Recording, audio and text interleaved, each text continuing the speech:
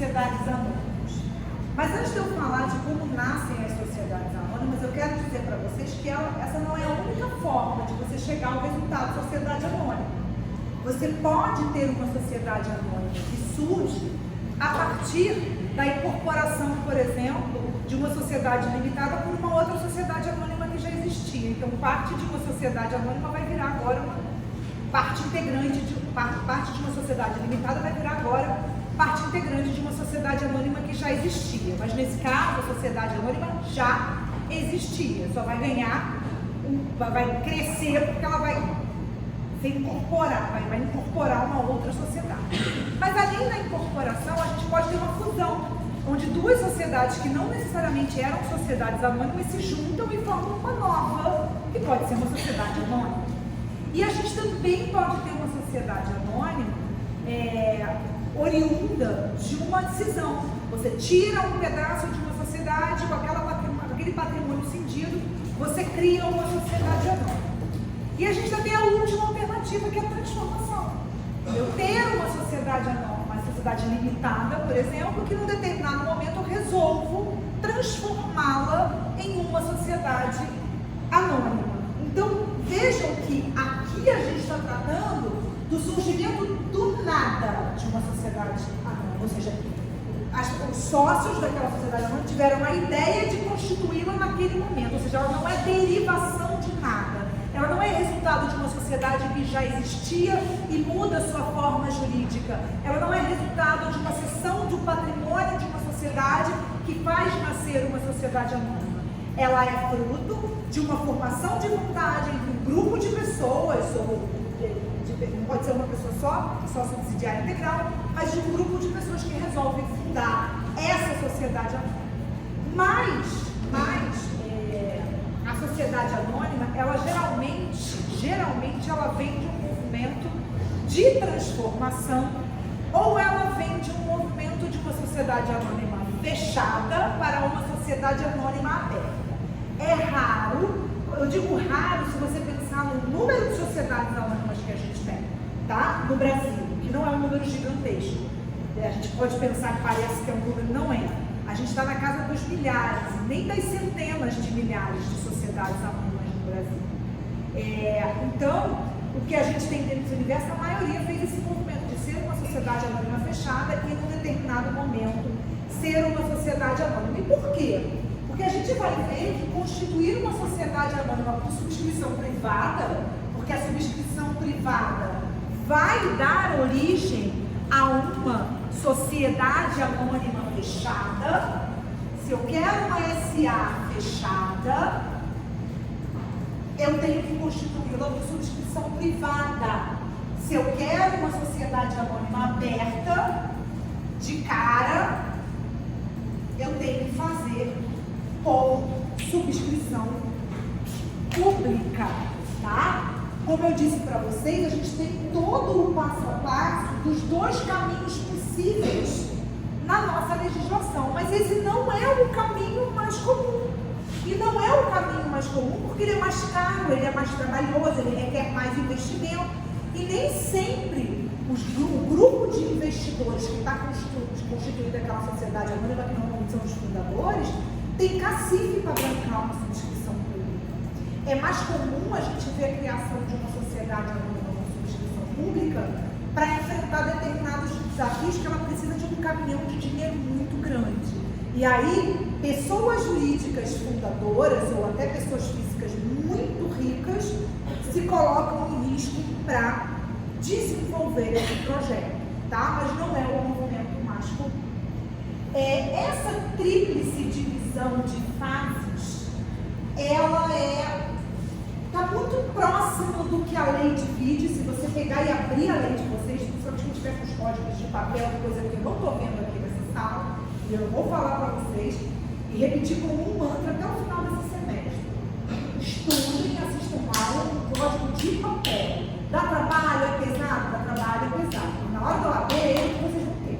Vocês precisam se familiarizar a manipular o código de vocês. Isso vai ajudar vocês na prova da AB e isso vai ajudar vocês também se vocês forem fazer concurso Porque quanto mais familiaridade vocês têm com o índice remissivo, com a ordem do teu código, daquele editor que vocês têm o hábito de mexer, isso faz diferença na vida de vocês. Tá? Então fica a dica. Mesmo que vocês, durante a faculdade toda, usem aquele mesmo vademecumzinho mais surradinho, quando chegar na prova talvez você compra um novo para fazer a prova, mas você já está familiarizado com a manipulação daquela nota. Então fica a minha dica aqui para vocês. Mas se vocês abrirem a nota, vocês vão ver que ele se divide nesses 3 grupos de etapas, e quem divide muito claramente é o professor Tavares Borba. O professor Tavares Borba, até o próprio professor Tomazetti, que está aqui nesse livro, também faz essa subdivisão, justamente porque ela vai muito, dá muito a mão para a legislação, porque está na legislação. Pois bem, a gente chama a Constituição da Sociedade Anônima, por subscrição privada, de subconstituição instantânea, porque na maioria dos casos ela vai acontecer, essas 2 fases concentradas, enquanto que na subscrição pública eu vou ter uma repartição dessas 2 fases, de forma mais marcada e mais dissecada, inclusive. Eu vou ter várias microetapas para se chegar nesses 2 resultados aqui. Ainda que na subscrição privada eu possa ter a necessidade de ter a assembleia de subscritores, né, e é possível que tenha, pode ser que ela não seja necessária. Então, mais uma razão para a gente dizer que ela é toda concentrada num único ato. A subscrição privada, que está regulada no artigo, deixa eu até olhar aqui que eu estou tentando me lembrar de cabeça, 87, 88. Até alguém aí me confere, por favor. O artigo 88, minha caneta está horrorosa, deixa eu ver se consigo achar uma outra caneta. É 88 mesmo? Obrigada. O artigo 88, ele vai falar dessa Constituição concentrada. A Constituição por subscrição pública, aliás, por subscrição privada, ela pode se dar por assembleia ou por escritura, aliás, por instrumento particular ou público, mas a assembleia vai ser toda documentada através de uma escritura pública ou através de uma escritura de um documento privado.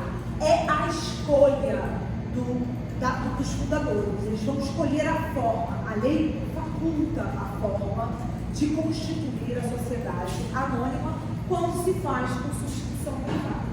Então, o que eu vou fazer aqui para vocês? Eu vou dividir as etapas e aí eu vou trazendo algumas coisas da subscrição privada para ficar um pouquinho mais claro para vocês. Mas a parte final é muito semelhante entre as duas, tá bom? Então, vamos lá.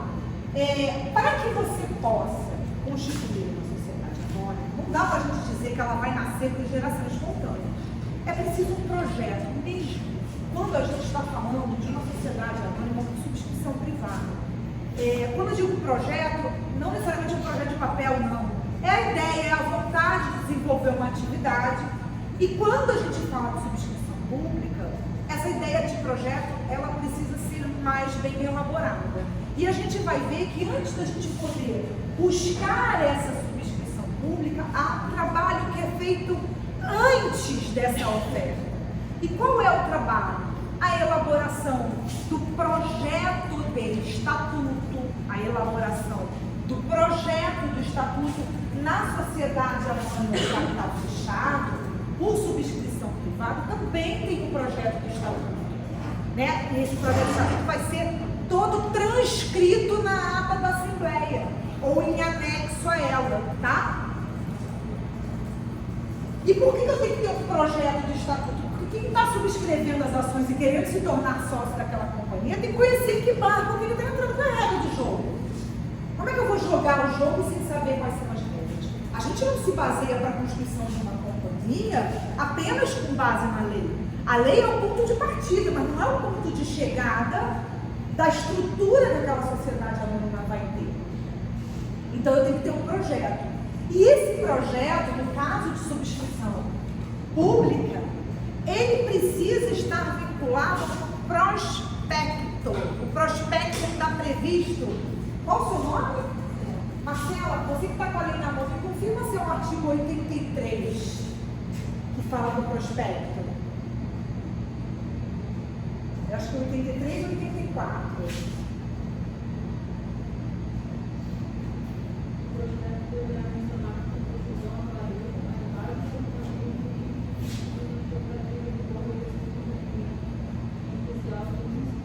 Qual é o artigo? 84. Então, e por que a gente tem um prospecto? Porque o prospecto, ele é um documento informativo para qualquer pessoa que tenha interesse em investir naquele empreendimento, para que ele tome conhecimento, não só. E pode ver que dentro dessa linha de 84 está lá o projeto do estatuto dentro, para você conhecer quais são as bases daquele negócio, o que se pretende, quais são as rodadas de investimento que aquele negócio quer fazer, como que ele planeja nascer, se desenvolver até o momento que ele vai dar lucro, qual o prazo que ele imagina ou ele está planejando para o crescimento daquele negócio, ao ponto de ele chegar a dar lucro ou ter uma valorização no mercado, sem a necessidade de uma captação de novos recursos no mercado. Tudo isso precisa ser demonstrado nesse prospecto. Só que isso vem antes da subscrição, porque essa sociedade anônima, para nascer com subscrição pública, a primeira coisa que ela vai ter que fazer é fazer um pré-registro como companhia aberta. Porque se ela não fizer o pré-registro como companhia aberta, ela não consegue sequer oferecer essas ações publicamente para subscrição. Então ela vai ter que ter uma pré-autorização, ela vai ter uma autorização para emissão pública dessas ações, então essa é uma segunda coisa que ela vai ter, e ela vai ter que contratar um intermediário. E o intermediário, inclusive, vai ajudar ela na produção de toda essa documentação. Esse agente intermediário são instituições financeiras, através do contrato que eu falei para vocês, o contrato de underwriting. Vou escrever aqui para quem tiver dúvidas quanto à grafia.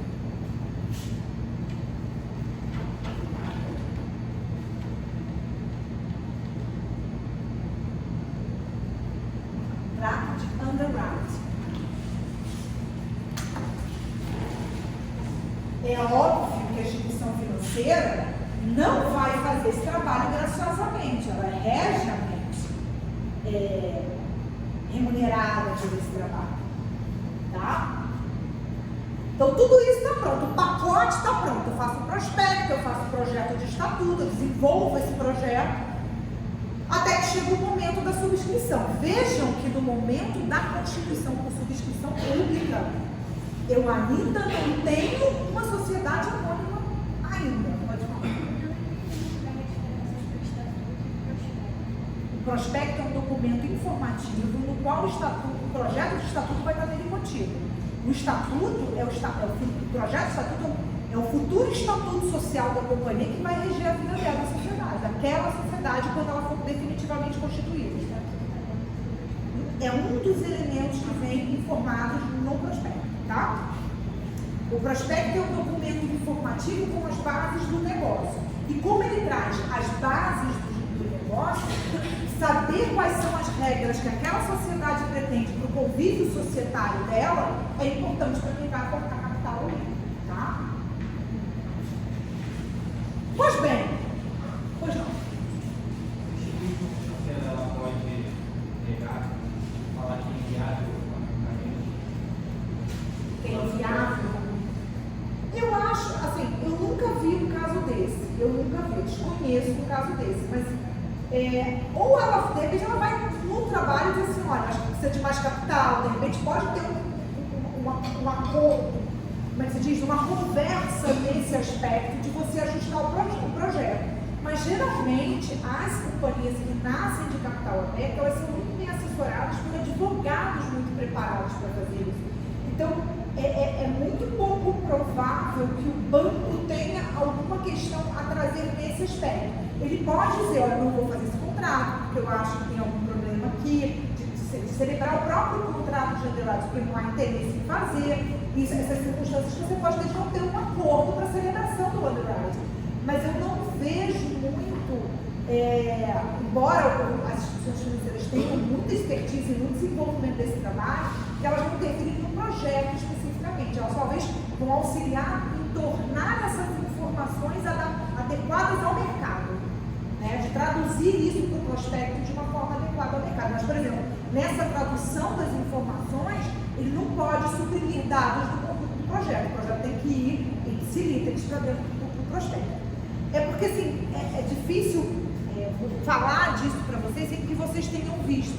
Mas se alguém aqui na sala tiver ou em conta conjunta com o pai, ou em conta individual, qualquer conta em corretora de valores, entra na sua corretora, porque vira e mexe tem subscrição aberta, mesmo quando a subscrição não é de capital, de abertura de capital, às vezes são outros valores imobiliários, também tem prospecto. Dá uma olhada no prospecto. Uma vez eu fui ver um prospecto de uma companhia, não me lembro agora o nome, que ela também estava surgindo do zero. O prospecto dela tinha mais de 565 folhas. Que eu falei assim, gente, para eu investir nisso aqui, eu vou ter que ser um ano para ler o prospecto. Porque assim, é muita informação, mas ele tem que ser feito. Tanto que assim, eu tenho uma colega advogada que trabalha muito com a M&A, e eu me lembro que quando ela estava envolvida em contratos de fusões e aquisições, que estão muito perto do volume de trabalho que se tem para constituir uma companhia, quando ela terminava uma sala com pilhas de documentos deste tamanho assinados. Os documentos os contratos são complexos, os documentos são complexos. Por isso que a galera que trabalha nessa área é uma galera muito bem remunerada, porque você não pode fazer isso da noite pro dia, não é um contratinho repórter e cola. Não pode ser. Você precisa estar muito bem embasado naquilo que você está fazendo. Então, um contrato complexo, envolve uma série de senãos. Muitas vezes, no mercado de capitais, você tem contratos que são redigidos em outro idioma, inclusive. Então, até falo, se alguém aqui nessa sala tiver interesse em militar nessa área, tem que saber inglês mesmo. Tem que fazer, se já tem inglês, se já tem francês, vai fazer o jurídico, vai fazer um curso de inglês jurídico, espanhol jurídico, francês jurídico, para vocês terem uma expertise a mais, sabe, nesse aspecto, porque isso pode abrir portas para vocês, porque isso faz diferença. Estou falando porque eu já invisto fora e todos os documentos vêm em inglês. Do inglês. Ainda que a intermediadora fale comigo pela língua portuguesa. Mas isso pode manter a base da sociedade humana, Vamos lá. O prospecto é um documento informativo. Ele tem a finalidade de dar ao mercado todas as informações necessárias para quem quer dizer, vou subscrever tantas ações desse capital. Quando eu falo do estatuto, o estatuto ele é um documento que é o futuro ato constitutivo daquela companhia, ou seja, é o regime jurídico escolhido dentro dos limites impostos pela Lei 6404, que você tem alguma maleabilidade para criar o seu estatuto, mas não tem ampla, porque a lei ela estabelece parâmetros que você precisa seguir. É que nem você pegar um contrato social de uma sociedade limitada.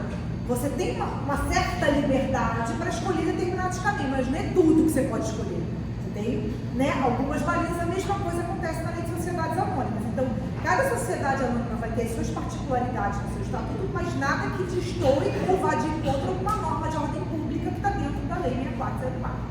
Mas ele vai num passo mais adiante, quando você levar lá no registro público, ser o ato constitutivo daquela companhia, tá? Que vai responder ou deve responder a maioria das perguntas em relação às relações intersociais.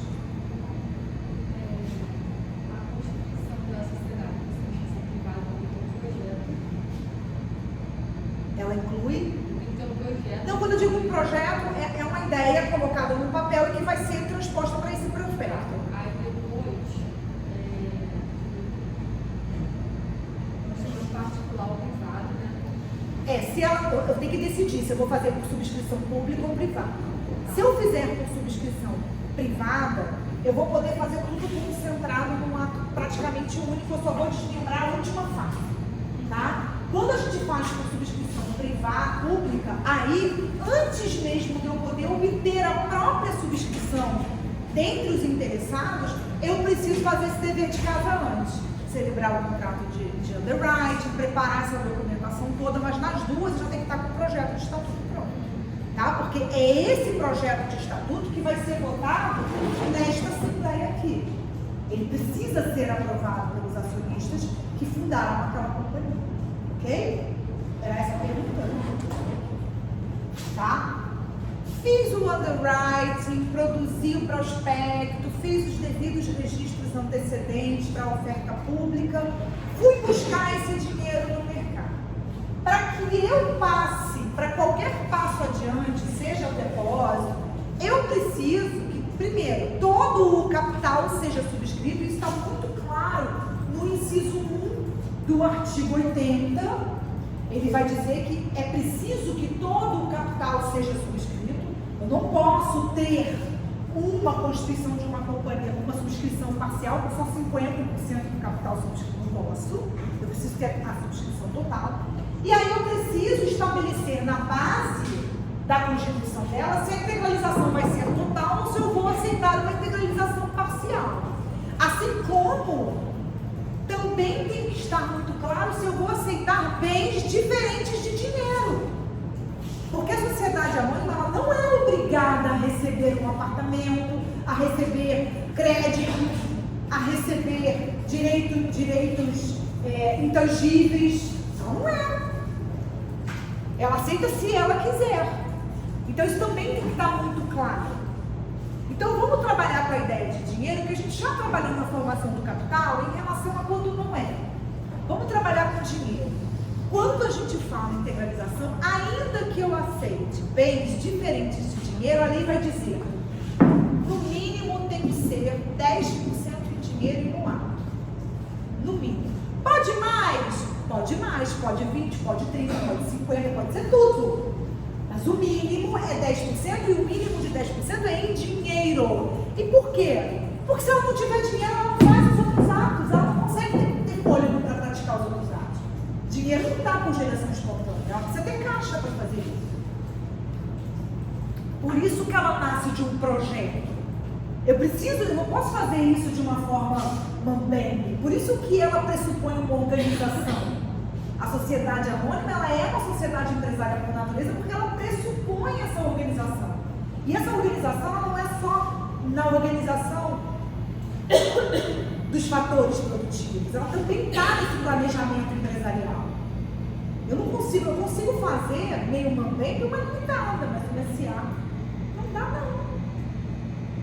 Não dá não. O estatuto tem que ser bem feito, o projeto tem que ser bem feito. Tá? A última SA fechada que eu fiz, nós fizemos por instrumento particular. A Assembleia por instrumento particular, a gente fez a ata da Assembleia, fez o projeto de estatuto que vinha anexo e registrando essa documentação toda junto. Geralmente, quando vem de escritura pública, como é feito e lavrado no ato notarial único, você vem com a ata e no texto em seguida vem o projeto do estatuto, tá? Só para vocês saberem, se depois vocês pegarem, é mais ou menos isso que vocês verão na ata notarial, no cartório, que vem o ato praticado. Pois bem, preciso dessa integralização parcial de no mínimo 10%. Então, se eu aceitar parcial, eu preciso de no mínimo 10% em dinheiro. Quando a instituição, a companhia que está sendo fundada, for sociedade, for instituição financeira, esse aporte mínimo de dinheiro sobe para 50%. Tá? E isso tem total sentido, considerando que banco vende dinheiro, banco empresta dinheiro aos juros, e é isso que ele precisa ter. Não precisa ter apartamento. Precisa ter dinheiro. O banco de bem é só como garantia, para ele transformar em dinheiro. O banco é o seu seringueiro. Só quer saber dos dinheirinhos. A gente adorava o Bob Esponja, vocês gostavam disso?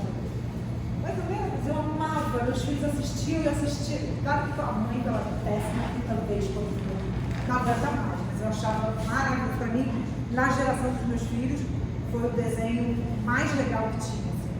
Na minha geração é Caverna do Dragão, mas na geração dos meus filhos era o Bob Esponja. O Bob Esponja nossa trabalhava.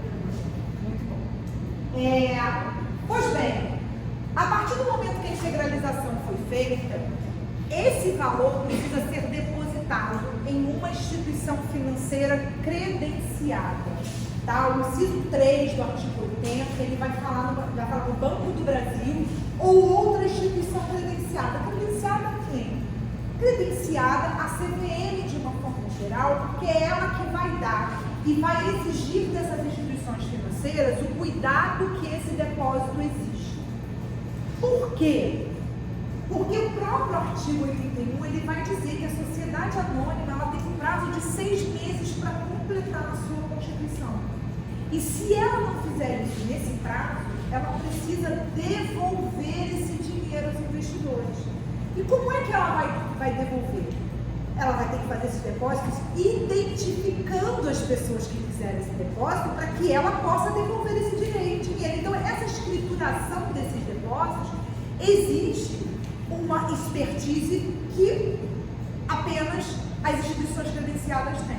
Então, o Banco do Brasil sempre vai ter, mas e podem ter outras instituições financeiras que também têm esse credenciamento para fazer esse depósito.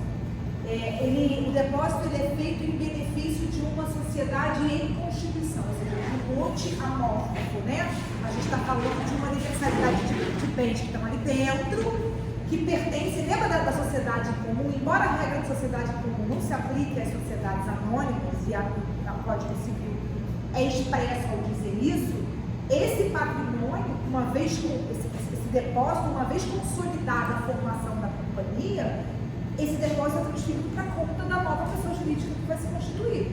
E se isso não acontecer, esse dinheiro precisa ser distribuído a quem colocou e aportou dinheiro ali, por isso que ela precisa ser feita numa instituição credenciada. Esse depósito não é feito em benefício de uma pessoa jurídica nem de uma pessoa. A própria lei fala em sociedade em formação. Então a gente está falando de um ente desprovido de personalidade jurídica, tá? Aí alguém vai dizer assim, nossa, mas como é que alguém sem personalidade jurídica pode ser credor, pelo menos em tese, do dinheiro? Da mesma forma que pode o condomínio, né? O condomínio é um ente sem personalidade jurídica. A gente tem os fundos imobiliários, eles não têm personalidade jurídica, tem uma empresa de condomínio também, né? Está na lei, o Código Civil foi alterado recentemente por conta disso, e ninguém discute que eles têm e são titulares daqueles direitos vinculados àquela conta corrente, ok? Feito esse depósito, estando tudo pronto, a gente passa para a segunda etapa. E a segunda etapa, ela vem declarada no artigo 86. E o artigo 86 basicamente vai dizer para a gente assim: aceita bens diferentes de dinheiro? Aceita. Então se eu estou aceitando bens diferentes de dinheiro como forma de integralização, eu vou precisar fazer a Assembleia de Constituição antes da Assembleia de Constituição. Por quê? Porque a Assembleia de Substituição é aquela do artigo 8º que nós estudamos na aula passada, que nós vimos que é necessário a nomeação de peritos para avaliar esses bens que vão ser incorporados à capital. Porque não se esqueçam, na sociedade anônima não tem amiguinho, gente. Eu posso adorar a Marcela, adorar a Jéssica, mas isso não significa que eu preciso acreditar que o carro que ela está colocando na sociedade vale 10 mil. Ou que o apartamento que ela está dando vale 1 milhão. Eu preciso de alguém que tenha a expertise necessária para me dizer quanto vale. E não basta só eles dizerem quanto vale. É preciso mais. Porque depois que é concluído esse laudo de avaliação desse bem, antes da deliberação da Constituição nesta segunda Assembleia, delibera-se a aprovação do laudo. Os acionistas precisam concordar com esse laudo. E digo mais, o acionista que está colocando o bem avaliado também tem que concordar. Ele não vota na deliberação que avalia o seu próprio bem, porque ele tem interesse direto, e aí, obviamente, ele seria, como é que se diz, interessado, e justamente por conta dessa colisão de interesses ele não vota, mas ele tem que concordar com a avaliação que foi feita. Porque ele pode estrategicamente dizer, se eu estou dizendo que vale 1 milhão, você está dizendo para mim que vale 800 mil, eu prefiro dar 1 milhão do que vocês avaliarem em menos do que vocês estão dizendo que vão avaliar. Ele também tem que concordar, mas a concordância dele é separada, não é junta, porque o interesse dele colide diretamente com a avaliação do laudo que foi feito. Inclusive o próprio artigo 8º também, eu falei isso na aula passada para vocês, também no artigo 8º, nessa avaliação do bem, qualquer atuação fora dos conformes, fora da maneira adequada de se fazer, seja com dolo, culpa, que seja responsabilidade, todo mundo ali pode ser responsabilizado pela mensuração, pela avaliação equivocada desses valores, desses bens, tá? Eu, como advogada, tá? Contraindico a integralização de bens com bens imóveis físicos, a não ser que seja realmente muito necessário para o exercício e início da atividade. Se não for, eu acho que sempre o dinheiro é melhor, porque não tem discussão contra avaliação, não tem discussão se valorizou, se desvalorizou, se no momento foi feita uma avaliação, não tem discussão.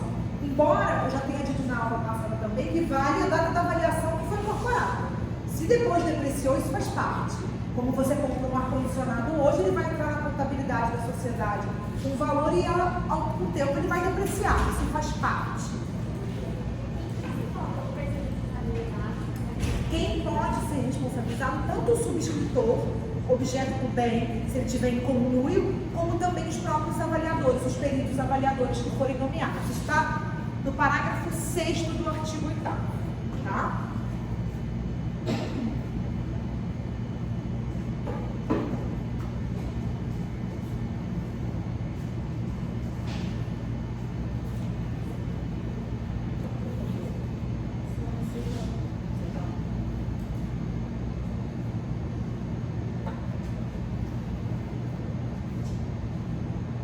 Agora, não havendo integralização com bens diferentes de dinheiro, ou se tiver sido, isso aqui já tiver sido feito, a gente passa então para a Assembleia de Constituição. E essa Assembleia de Constituição está prevista no artigo 87.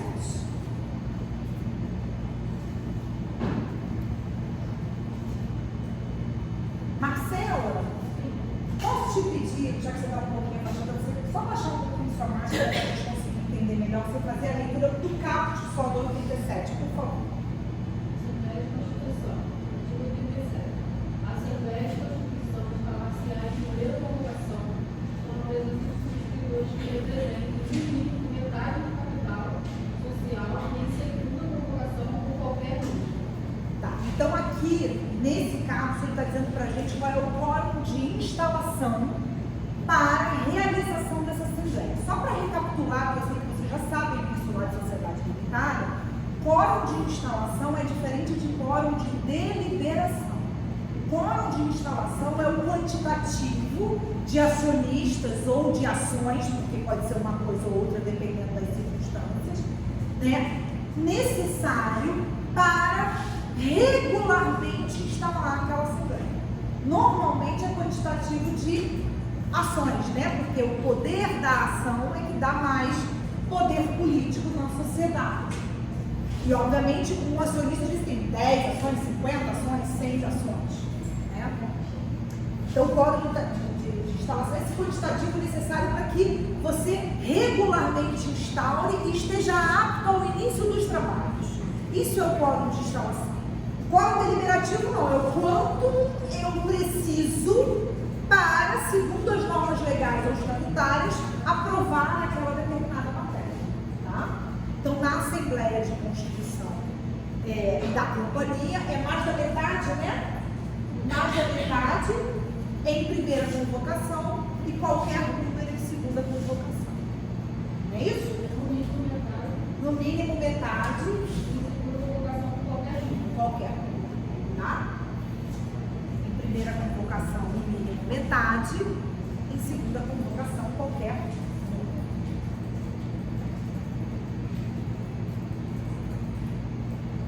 O que acontece nessa assembleia? A gente imagina, quando a gente vai em assembleia, que a gente vai estar numa sala como essa, numa reunião debatendo. Às vezes isso já vem, os clientes já discutem isso antes, a gente só bota isso no papel e todo mundo assina. Na prática é assim que a gente faz. Porque existe normalmente um consenso na sociedade está construída. A gente vai ter mais uma realização dessa ou virtual quando a gente está falando de subscrição pública. Em caso de subscrição privada, a gente já está, os subscritores já estão todos acertados de uma certa forma e existe uma convergência. É pouco provável que haja uma discordância nesse momento. Não estou dizendo que isso seja impossível, comigo nunca aconteceu, mas é menos provável porque todo mundo ainda na empolgação, né, do negócio que está rolando. Você está rindo? Tadinho, foi tão gentil de não passar na frente da câmera. Mas podia ter passado também, não me incomodaria. Eu acho que faz parte de estar gravando uma aula ao vivo, faz parte. Assim. Ao vivo não tem porta. Tem gente mesmo agora? Não. Mas eu tô gravando em tempo real. Só falando assim, sem corte, né? Não tem essa coisa de edição. Mas enfim. Eu acho que super de boa. E acho que isso faz parte. Não acontece uma aula, não interrompe alguém, pede, levanta, vai ao banheiro, isso faz parte de uma aula. Acho que isso acontece. Pois bem, regularmente instalei, estou com um quórum de instalação, o que eu vou fazer? Lê para mim o parágrafo 1º, 2º e 3º, Marcela, por favor. Parágrafo 1º. A Assembleia, presidida por um dos fundadores e secretariado por um dos será um recinto de depósito criado no número 3 do artigo 80, bem como discutido e votado no projeto de estatuto. 2. Cada ação, independentemente de sua espécie ou classe, dá direito a um voto. A maioria não tem poder para alterar o projeto de estatuto. Pode parar e depois eu leio o terceiro. Obrigada, Marcela. Então, o que ele está dizendo? A gente convoca, começa o início dos trabalhos, o fundador vai presidir essa assembleia e ele vai, às vezes, ele vai precisar de ajuda de outras pessoas e lá você vai discutir o projeto de estatuto, vai debater o projeto de estatuto, mas como eu disse para vocês, de uma forma geral já está pronto, tá? E vai ler o recibo de depósito, que é esse aqui que a gente tratou aqui no inciso 3 e que é referenciado também no artigo 81. Num segundo momento, depois que isso é feito, o parágrafo 2º ele vai falar da deliberação. E aí ele fala duas coisas importantes para a gente. Primeiro, é que a cada ação dá direito a um voto. E isso é uma questão muito importante. Repete para mim o parágrafo 2º. Tadinho, Marcela está... Eu tirei da parte do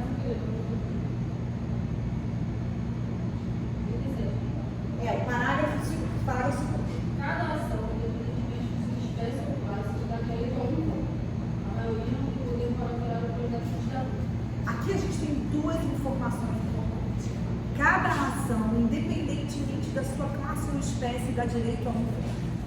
Isso é de suma importância porque na sociedade anônima, a gente vai ver isso em aulas mais para frente, a gente tem ação ordinária, que são ações com direito a voto, e ações preferenciais que podem ou não ter o direito a voto, ou podem ter restrição ao direito de voto.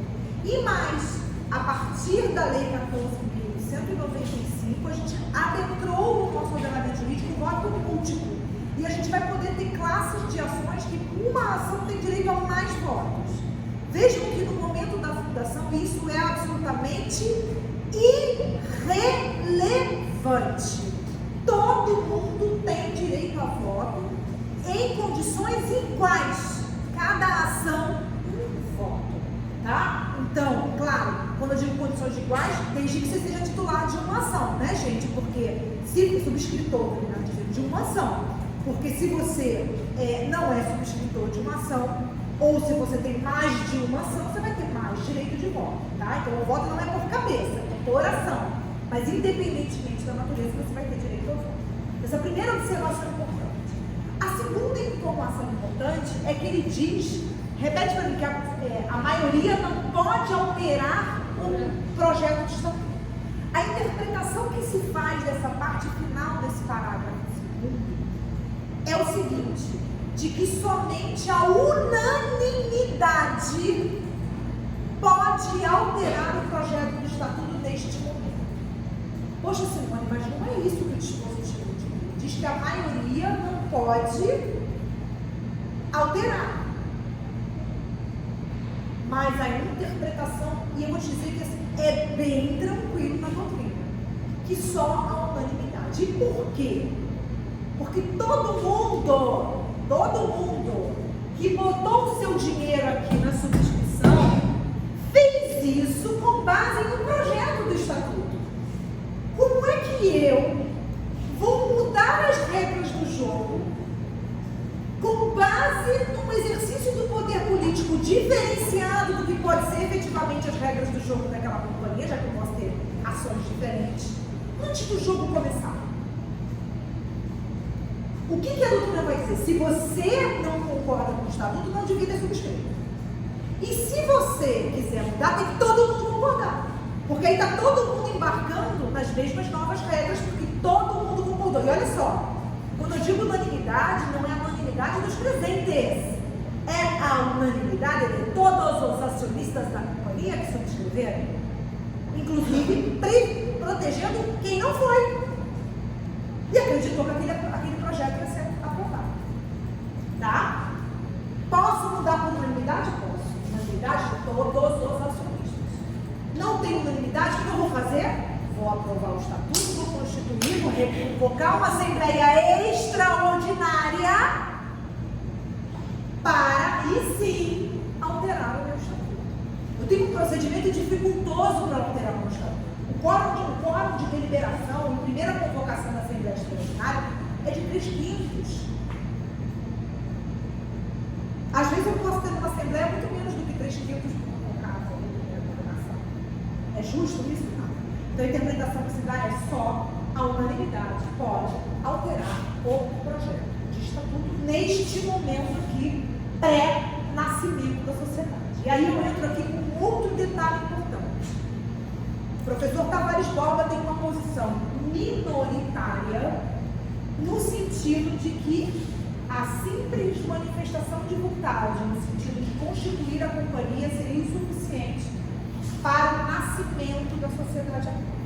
E ele usa isso como argumento. O próprio texto normativo, que ela vai ler no parágrafo 3º, se não me falha a memória, e também ao fato de que não se aplicam às sociedades anônimas as regras do Código Civil da parte que trata do direito de pelo menos não relacionada a essa questão da Constituição. Ok? Concordo com ele? Não concordo, nem a maioria da doutrina concorda. Tá? Nem a maioria da doutrina concorda, é minoritária. Por quê? Como nascem as sociedades? Como nascem as pessoas jurídicas de direito privado? Como nascem? Qual é o fórceps que faz nascer a sociedade? O registro dos atos constitutivos do órgão competente. E por que a gente fala órgão competente? Porque para uma associação é um, para uma sociedade de advogados é outra, para a sociedade anônima é outra, para uma sociedade empresária é um, para a sociedade simples é outra, para o escritório de advocacia é outro, para o partido político é outro. Então, dependendo da pessoa que você está formando, o órgão competente vai ser diferente. Mas está lá no artigo 45, está lá no artigo 985, se eu não estou enganada, do Código Civil. Tá? 545. Lê o parágrafo 3º para mim, por favor, Marcelo. Verificando-se que foram observadas as formalidades legais e não havendo oposição substitutiva entre mais da metade do capital social, o presidente declarará constituída a companhia, procedendo-se a seguir a eleição dos administradores. Então vejam que ele diz que o presidente declarará constituída a companhia. Essa é a frase que o Tavares Borba se apropria para dizer que é nesse momento que se constitui. Mas, independentemente dessa discussão doutrinária que a gente tem nesse aspecto, o que predomina é que o nascimento vai se dar aqui, ó, no momento de levar esses atos constitutivos para registro com órgão competente. Tá? Agora, qual é o passo seguinte à deliberação da Constituição e aprovação do Estatuto? A eleição da primeira diretoria, dos primeiros cargos, das primeiras pessoas que vão compor a primeira administração da companhia. Lembrando que, essencialmente, uma companhia tem no mínimo 3 órgãos: diretoria, Assembleia Geral, que obviamente não precisa de uma composição de eleição, e o Conselho Fiscal. O Conselho de Administração, ele é um órgão que vai ser obrigatório apenas nas sociedades anônimas de capital aberto, ou seja, se a Constituição for uma Constituição pública, você já vai ter que eleger o seu Conselho Fiscal, ou se você estiver estipulado no seu Estatuto Social que ela é uma sociedade anônima de capital autorizada. Tá? Se você, já no seu Estatuto, fez o Estatuto Capital Social e colocou o capital autorizado, você também já vai ter que colocar no seu não só no seu projeto de estatuto, mas também fazer a eleição dos membros do Conselho de Administração. E por que eu falei colocar no seu estatuto? Porque isso influencia a confecção dos termos desse estatuto. Se você já está dizendo que o seu estatuto é de capital autorizado, você já tem que regular o Conselho de Administração do seu estatuto. Veja como a gente tem diferença entre companhias. Tem cláusulas que vão ser obrigatórias para uma sociedade e cláusulas que vão ser para outras. Isso vai tudo depender do caso concreto. Ok? Pois bem, nossa, que ideia. Pois bem, tem mais um parágrafo? Tem um parágrafo 4? Tem 5? A ata da reunião, lavrada e publicada depois de obrigatório na Assembleia, será assinada por todos os subscritores presentes ou por quantos vários na validade da deliberação. O exemplo vai ficar em poder da companhia e o outro será destinado ao registro do comércio. Então, uma via fica nos arquivos da companhia e outra destinada ao registro do comércio, que hoje em dia a gente chama de REPEM, né, que é Registro Público de Empresas Mercantis, que vocês conhecem carinhosamente aqui no Rio de Janeiro como o JUSERJ, né, que é Junta Comercial do Estado do Rio de Janeiro. Mas cada estado vai ter a sua, tem JUSESP, tem, eu já não sei o nome das outras siglas, tem realmente o nome da sigla do estado no final. Mas a JUSESP e JUSERJ é uma sonoridade que forma uma palavra que a gente consegue falar direitinho. Tá? Segundo a Lei de Registros Públicos, que é a Lei 8934, de 94, que é a Lei de Registros Públicos de empresa, qualquer ato que você, pelo menos a grande maioria dos atos registrados que você pratica, você tem um prazo de 30 dias para levar registro. E aí, se você leva dentro dos 30 dias, o efeito é retroativo. Tá? Ou seja, se eu assinei, fiz e realizei a Assembleia hoje, que é dia 5 de julho de 2022, eu tenho 30 dias para levar registro. Se eu fizer o registro, se eu protocolizar dentro desses 30 dias, retroage ao dia 5. Ou seja, é como se a sociedade tivesse adquirido personalidade desde o dia da assinatura. Retroage. Agora, se eu extrapolar esse prazo, o efeito ele é prospectivo. Ou seja, ele é dali para frente. Tá? Não retroage. Por isso que a observância do prazo é muito importante. Tem alguns prazos, até no próprio Código Civil, que estabelece prazo de 10 dias, 20 dias, mas aí sempre que você tiver um ato registrado para você fazer, você procura, dentro do regime jurídico que você está analisando, se tem alguma regra especial. Se não tiver, você vai para dentro do 934, tá? Sempre dá essa olhada, assim, ter certeza dos procedimentos que a gente vai tomar como advogado dá trabalho até você ter isso meio que tatuado, sabe? Porque você, como advogado, precisa se cercar muito para não dar erro nas coisas. Porque tem erros que, além de serem corrigíveis, tem erros que são corrigíveis, mas que fazem o cliente perder um tempo muito precioso. Às vezes o cara precisa disso para ontem. Então, assim, principalmente se trabalharem, aliás, acho que eu ia falar de consultivo, mas acho que vocês trabalharem com pessoas também tem que checar 1000 vezes, sabe? Checa milhões de vezes, porque além da gente realmente ter muito diligência no que a gente vai fazer por causa da nossa responsabilidade, a gente está muito atento. Então, além da gente já ter esse grau de desatenção que está rondando a gente, está à espreita da gente, a gente tem uma responsabilidade muito grande. Eu sempre assim, por isso que eu larguei o contencioso. Eu larguei o contencioso porque eu pego o problema para mim. E a pessoa que vive o contencioso, ela precisa ser desgarrada dele. E é impressionante. Eu tenho uma amiga minha, uma amiga minha que fez até médico, que ela é especialista na área de recuperação de família. Ela anda igual chapeuzinho vermelho na floresta. Sabe assim, feliz da vida. E assim, o mundo está caindo. E ela está super tranquila. Não que ela não tenha momentos de tensão, mas ela desapega mesmo. Ela fala, não, esse problema é meu, assim, eu tenho que resolver o que eu posso. Eu não me apego, eu sofro, eu fico com raiva. Não dá, gente. Quando eu digo raiva, não é raiva da outra parte, não, mas raiva quando eu digo não serve, raiva de mim mesmo, me acho.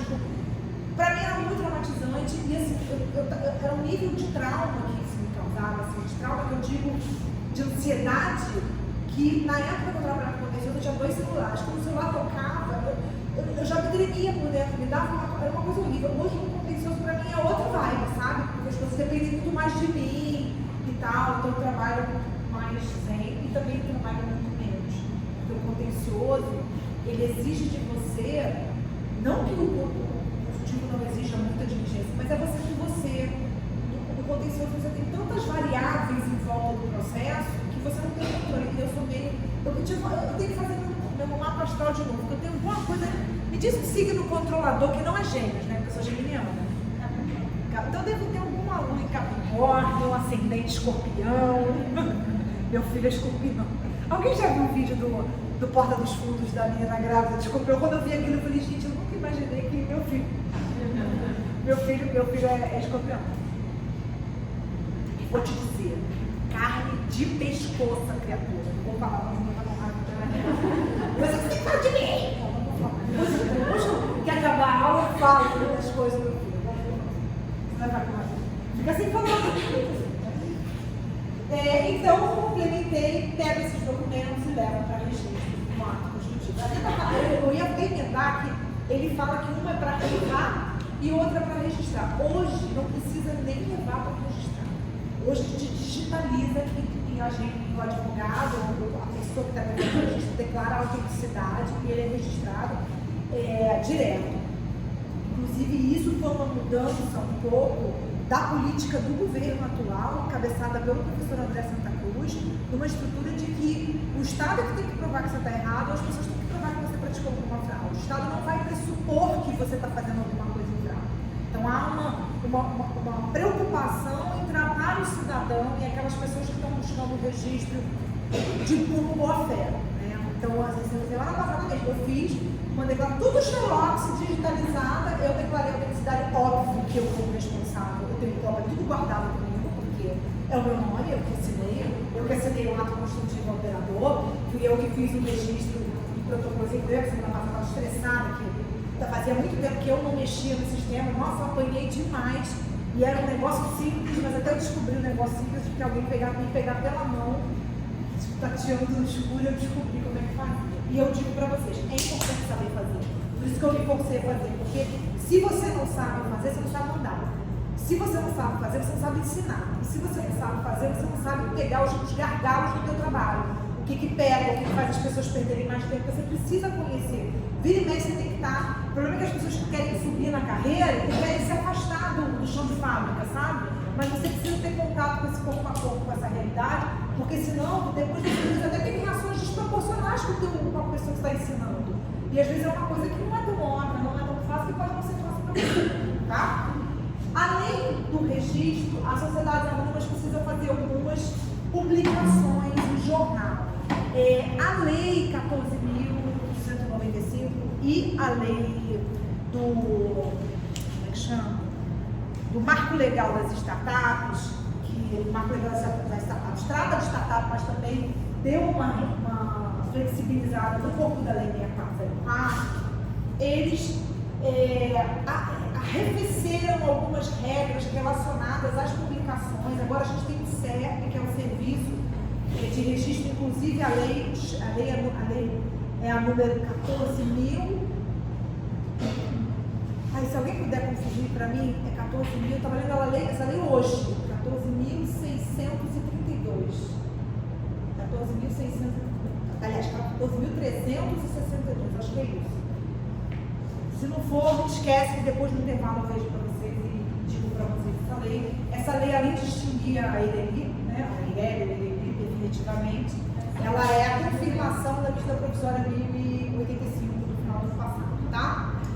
Ela foi transformada definitivamente em lei e saiu agora dia 7 de junho, uma lei bem recente mesmo, e ela regula também o serviço de escrituração público eletrônico, que vai ser feito eletronicamente, que vai baratear muito. Eu digo para vocês, comparando com publicações que a gente fazia no processo, antigamente fazer uma citação editalícia era uma coisa assim, fora da realidade em termos de preço. Eu acho que o que seria equivalente hoje você gastar 5.000 por uma publicação.